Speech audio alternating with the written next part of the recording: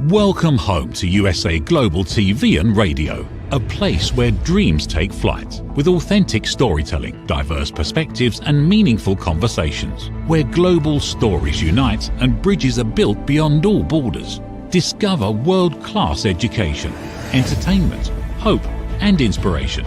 Together, we're building bridges worldwide.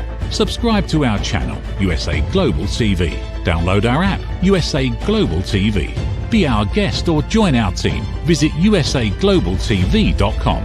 Thanks to our founder and executive producer, Dr. Jacqueline Kerbeck. Music score by Yeffy Tang from Cloud Road Music. Voiceover artist Mike Porter. Creative direction by Paul Garcia. USA Global TV and Radio. Your home for global connection. All rights reserved. This video and its contents are the exclusive property of USA Global TV and Radio. Unauthorized use, duplication or redistribution in any form is strictly prohibited.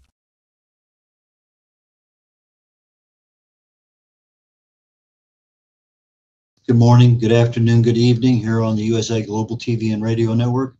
We're on the Wise Ones today. My name is Red O'Laughlin. But maybe it's more appropriate to say Merry Christmas and get ready for a Happy New Year, because it's that time of year. In 6 days, it's going to be Christmas Day. And yes, we will have a show the day after Christmas, which is 1 week from today.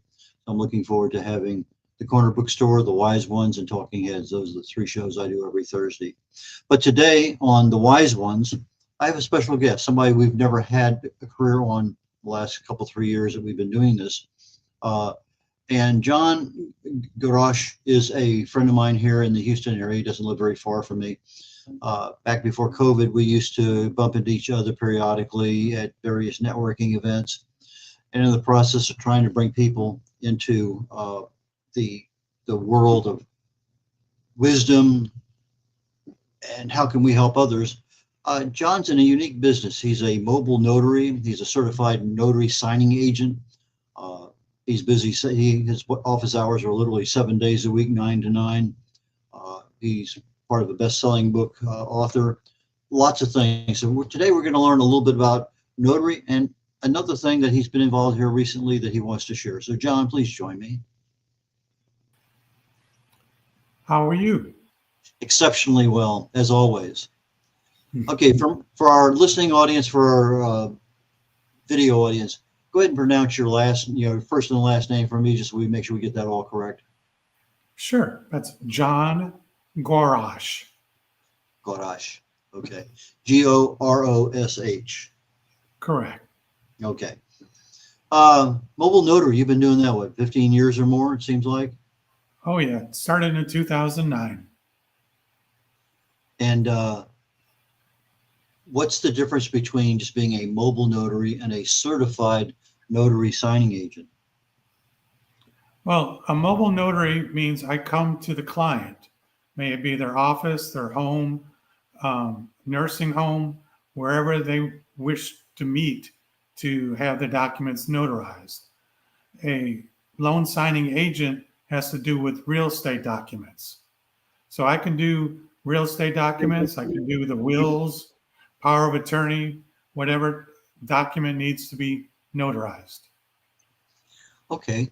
I made a few notes here about things to kind of ask you, and I'm sure I'm not going to cover the things that I can't think of, but regardless, as we get toward the end of it, I'm going to ask a question.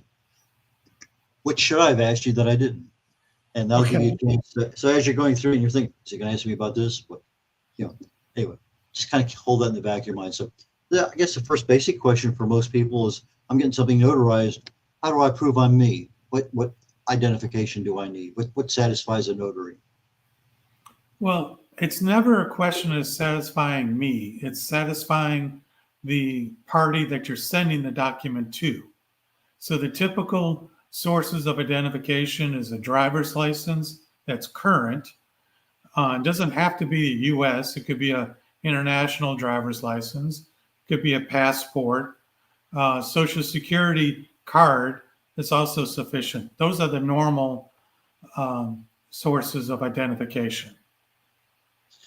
Okay, so if I have a Texas driver's license, but it's expired, does that affect the validity of that identification? No, it won't work for most cases. it will be useful information because it provides the picture and other information, but you will need to have a collaborative source of identification. May it be the Social Security card, passport. If you don't have an ID, it could be using another individual to attest that you are who you say you are. Okay, so if I have an expired passport and expired driver's license, they're both photo IDs. They both have me, my address, but they're expired. Is that a critical issue with anything dealing with notaries? Yes, it's critical. It will be insufficient as the sole source of identification. You would need another source to collaborate it. Okay, fantastic. Because that one, I think a lot of people say, well, it was valid, but again, it's the time line. What kinds of documents need a notary to notarize? Well, I always use the phrase, he who owns the gold makes the rules. So if the person that's creating the document requires to have a notary, maybe a bank, title company, whatever it might be, if they require a notary, therefore a notary is needed. That's pretty interesting. So it may not necessarily be a regular document that would be notarized, but because the person wants it notarized, that makes it a requirement. Correct. Okay. You're sitting there in person with somebody and they're getting ready to sign their name on the document, and you notice what might be more than just a little bit of reluctance to sign their name. Is that something of concern to you at all? Not completely understanding reluctance. If they reach out to me to have me notarize something, that's the unique thing about what I do is people appreciate me being there because I'm there to help them. So I'm there to explain the paperwork, but if they don't comprehend the paperwork, maybe because of medical conditions, whatever it might be, even if they have valid ID, if they don't reflect that they understand what they're signing, my fiduciary responsibility is to them and not to put them in an awkward position. So there are, on rare occasions, I refuse to do a signing if the person doesn't understand, or if a family member is forcing them to sign something and they're not comfortable in signing it. So once again, I'm there in a position to help the signer to understand what they're signing. Okay, makes a lot of sense. So in your past 15 years, has that happened just a few times? Only a few times. Okay, we got one question coming in from the audience. It says, are notaries ever called into court to testify about documents they have notarized? Personally, since 2009, I have not. I have received one request from a law firm, and it was not to show up in court, but just to sign a document to confirm that, I did the notarization. But yes, notaries do get called to court because a notary is licensed by the Secretary of State. In my situation, Secretary of State of Texas. So I have a log of my notary assignments, and that's proof for the court that I did the assignment. Okay, I'm not a lawyer, so I can't give you a legal answer. I'm just answering it to the best of my knowledge. Okay, we're here in Texas. So with the state of Texas, you can't go over to Louisiana and notarize something. Is that right? That is correct. Now, Okay. there is a thing called remote notary, and I used to do it, but I had no request, so I had the license expired. A remote notary can notarize a document as long as, let's say for me, if I'm in the state of Texas, the signer could be anywhere in the United States, or actually they could be anywhere in the world if they have U.S. identification. But personally, I no longer do remote notaries because I just didn't have any requests. Okay. When you're looking at a document to notarize, is there something on the document that would prevent you from fulfilling your signature and notarization? Blanks, missing information, that kind of stuff. I'm sorry, what was your example? Blank, missing information, whatever, or erroneous information on there that you know it's erroneous. I'm sorry, I got the gist of your question, but you're fading. You went I'm mute. sorry. Okay. If there's a blank on the form, that there should be something there. Is that something that you say, I can't notarize this because this is missing?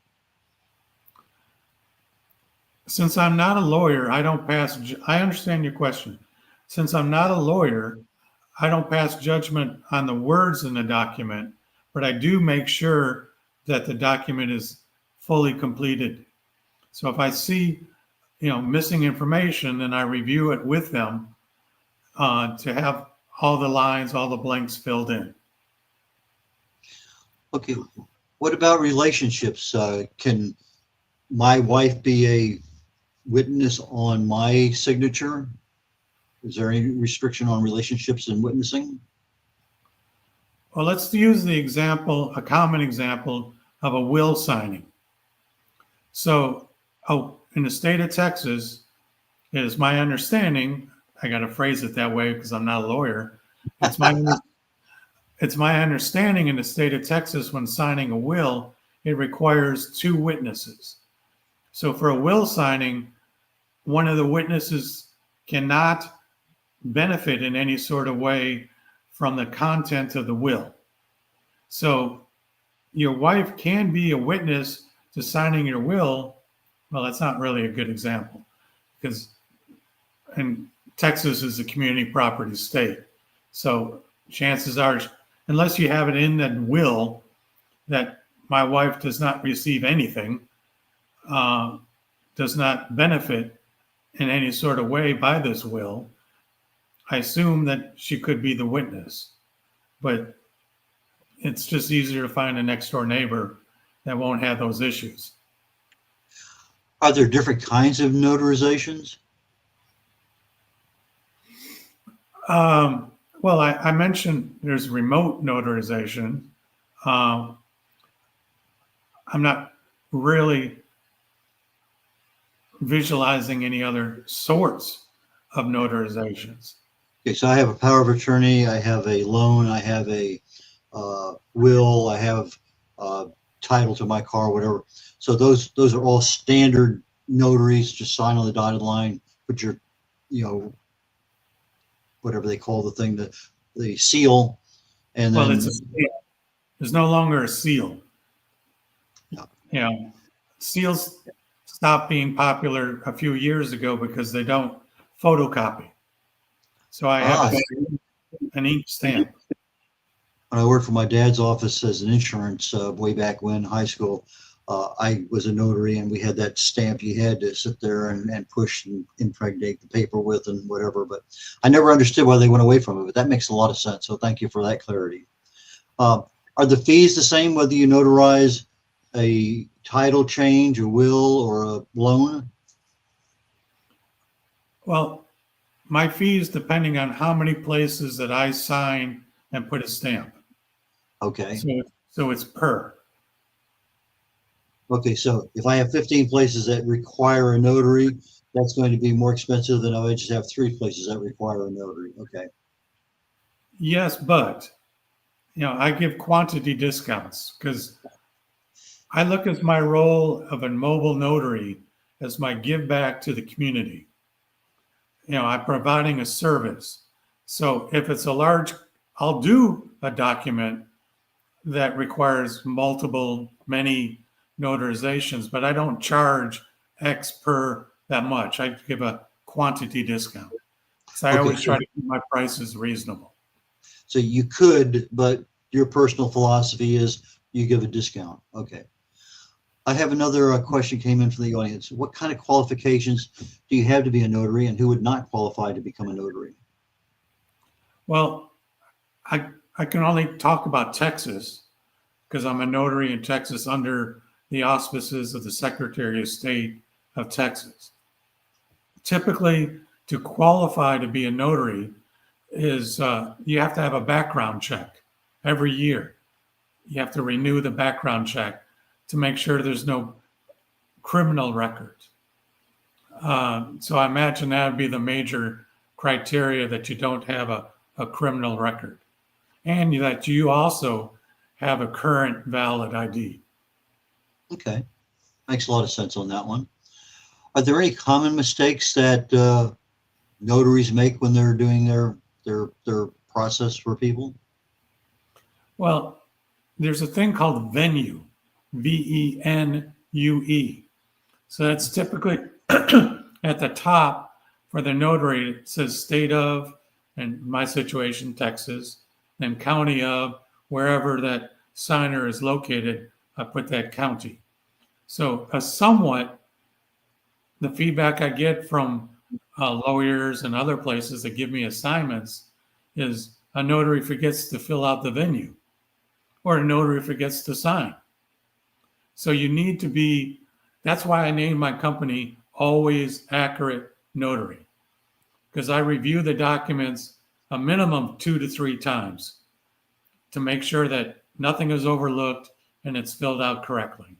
And you got to make sure that the date is correct, the stamp is legible. And then there's 2 types of notarizations. I might go back to your earlier question. There's a jurat and there's an affidavit. So a jurat, Jurat, these are 2 different things for the notary. A jurat is the signer is attesting that they are who they say they are, and they understand what they're signing.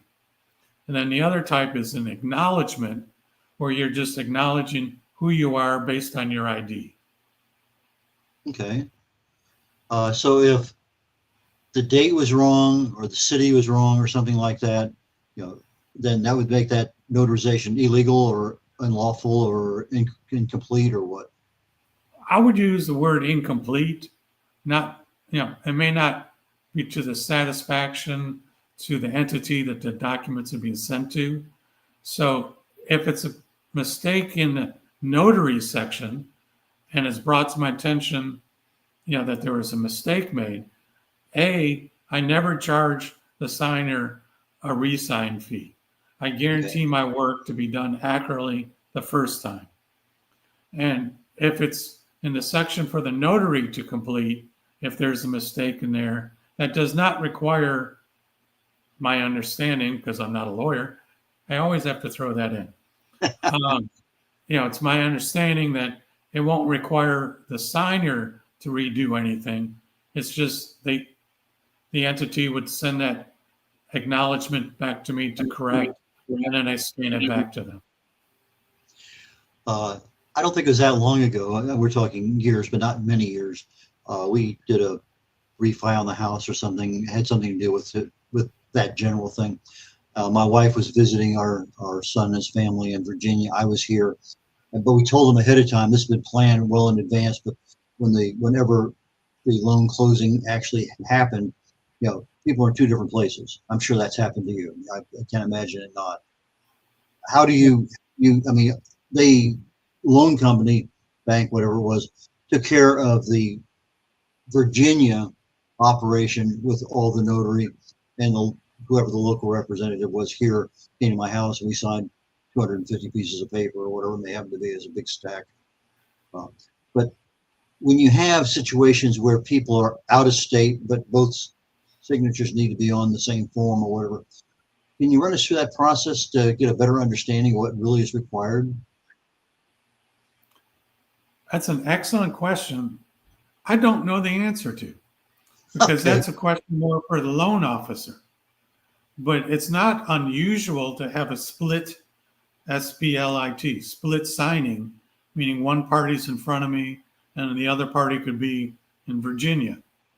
So I don't know how the title company combines the paperwork, but it's never seemed to be an issue, because it's not something that's all that unusual. The only reason I ask is because that was a while back. We had done something else and they were looking at something, and the notary that was here in my front room said, well, they should have done this. Well, I don't know if the person in Virginia did this correctly or not, or whether that was according to Virginia state law, or whether, but it was just the interpretation. It was there. I guess it was correct, but their feeling was it would be more correct had they done something else. I don't know. So it may not even be an issue, but it was just something that was very confusing at the time that stayed in the back of my mind. Yeah, I mean, the signing in front of you and then your wife signing out of state, all that's sent to the title company, and he who owns the gold makes the rules. So the title company will decide in their review if this is acceptable formats. Do you have any interesting stories about situations that involved your signing something that was either kind of funniest or unusual, or not funniest, that's not a word, comical or unusual? I've had many unusuals. I've done about 6,000 of these since 2009. When I started out, I'd look at mobile notary as a give back to my community. So in the beginning, back in 2009, 10, when requested, I would go to the hospital to have the patient, sign some documents. It could be a power of attorney, it could be a will, but it's usually their final documents, because it's, when you walk into the room, it's pretty obvious that, their medical condition. So, I make sure that they understand what they're signing, because that's the main criteria. They have to understand what they're signing. And so in the beginning, when I went to the hospital, nursing home or whatever, their family would ask, after the signing, how much is the fee?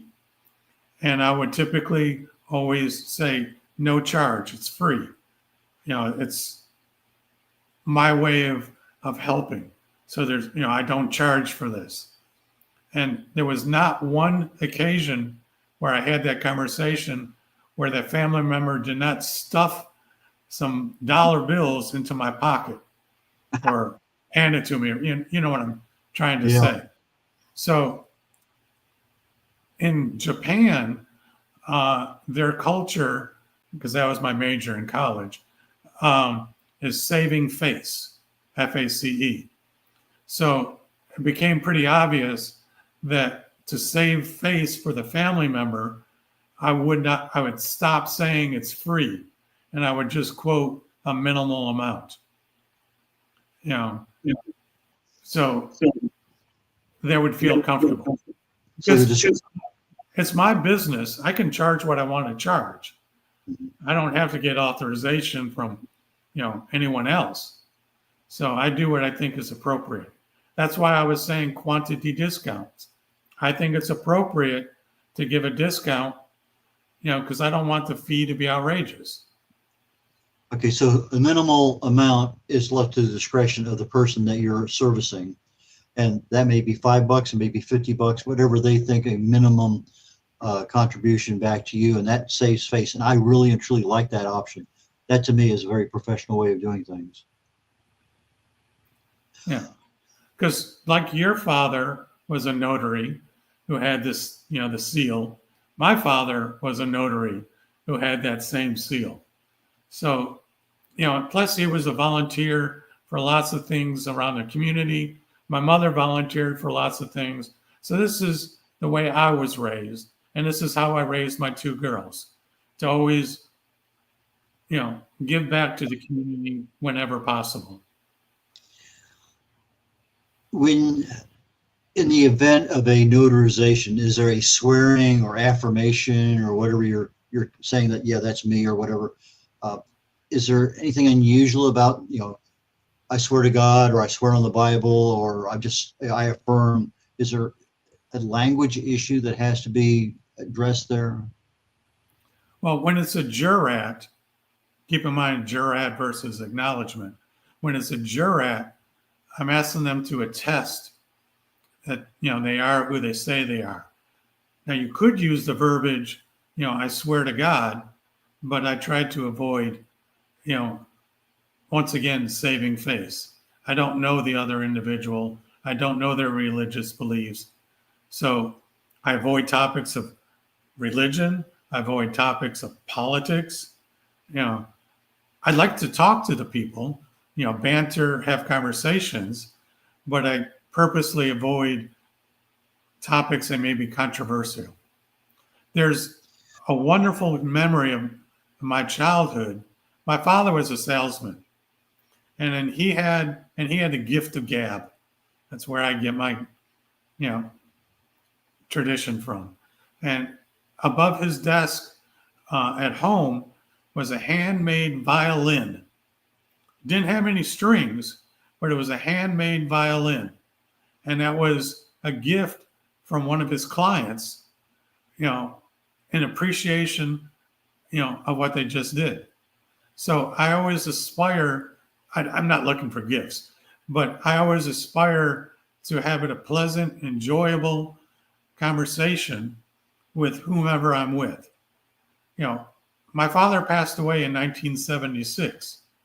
I still quote his jokes from prior to 1976 in almost every one of my signings, because I firmly believe that a person is never truly dead as long as their memory is still alive. And that's how I keep my father's memory alive, by telling his jokes. My daughter tells his jokes. So you show up at a hospital, at a person's home, at their business as a mobile notary. Is there any, I'm going to use the word proofreading, it's not proofreading, but you're doing a proofing of something just to make sure that everything looks okay. What is your typical mind process as you're looking at a document prior to putting your seal on it? I make sure all the blanks are filled in. Okay. And then I look at how their name is spelled. If it's a middle name or middle initial, then as how they're identified, that's how I request for them to sign their signature to reflect how their name is mentioned in the document. So there's continuity. Okay. Are there any age restrictions on people who can have or be a witness or anything like that? Well, I attend lots of ongoing training, never stops, for notaries. So I know what, latest tricks and changes of laws, etc. So there was a notary on a Zoom call commented that she recently had a real estate signing with an individual who was 95 years old. And the gentleman had a 30-year mortgage. So one of the federal guidelines is no age discrimination. So therefore, that document was notarized. Now, they need to be at least the age of 18 to sign a legal contract. And then in a will signing, as long as a witness is over the age of 14, they can be a witness. Okay, so if let's say the will signing, the person has Alzheimer's, how does that disrupt the notarization process? Do you wait till they're lucid, or is there any hope at all if somebody's past a certain level of dementia? When it comes to tests of dementia, that's one of the reasons why I have the banter of conversation, so I can get a feel for their comprehension. I cannot ask any medical questions. So I'm restricted in that situation. But if I get the vibe just from a normal conversation, and it's, I've had scenarios where it was obvious that they had Alzheimer's, and they don't understand the document. There's also a situation because my mom's mom had the same situation in her nursing home. There's called sundowning, like sunset, sundowning. So for some individuals, when it gets later in the day, their ability to comprehend goes down. So if it looks like they're sundowning, I just make a request. I can come back in the morning if that would work better for you. But there have been situations where, it was through the conversation, they did not seem to be understanding the document, or it was obvious that a family member in the room was saying, go ahead, sign. I already explained this to you. Go ahead, sign. Well, that's duress. That's another reason, lack of comprehension of the document and under duress. So in those situations, if there's duress, I ask the family member, please leave the room. Because once again, my fiduciary responsibility is to the signer. So if they're under pressure from somebody else, I change, the attendance in the room to make it more comfortable for the individual. There are rare occasions, while I do not notarize a document because it was duress or lack of comprehension, sundowning, etc. I had one situation in a hospital where it seemed like they were sundowning, and because they kept falling asleep while I was standing in front of them. So I explained to the family members, happy to come back the next day. Just let me know, when the person is awake and ready to do this. And then when I called back the next morning, that individual passed away during the night. So once again, it's fiduciary responsibility, and I'm not obligated to satisfy the family member or any other party. I'm there to work with the signer. Okay, I know one of the things you wanted to cover was this other business you happen to be in, My Life and Wishes Apostille. I know we only have a few minutes left, so why don't we go in that direction and here probably about 5 minutes we'll be wrapping things up. Okay, so Apostille is when I'm notarizing a document, it's typically face-to-face, in the state of Texas. Apostille is for a document. Let's say you're getting married in another country, and that other country requires a document to be apostilled. So to do that document is for that document to be sent overseas. So I can notarize it, but then I send that document to the Secretary of State in Texas, if the signing is in Texas, and to have it, the Secretary of State to give it the apostille stamp. So that's typically for documents required for overseas. It could be a student, with their student records, to be sent to, applying to attend a university overseas, or a wedding. Those are usual. There's multitudes of examples, but those are the usual ones for the document to be used outside of the United States. And then in the remaining few minutes, I'm a partner with My Life and Wishes. So what that is, it's an online portal for you to upload, maybe your will, all your documents, maybe information, who your lawyer is, who your doctor is, your passwords, because on average, every individual has 131 different websites that they enrolled on. So that could be 131 different passwords. Well, what would happen to you on your way home? If something happens to you on your way home, how would your family know where all your important documents are, or what would be missing? Or how would they access your bank accounts? So all this information is uploaded online through the Legacy Vault. So, if you go to my website, alwaysaccuratenotary.com, I have, all this that we talked about, plus greater detail for my life and wishes. Yeah, there's the website. We are mobile. We come to you. One other question that came in from our audience says, how do you keep yourself safe when going to people's homes?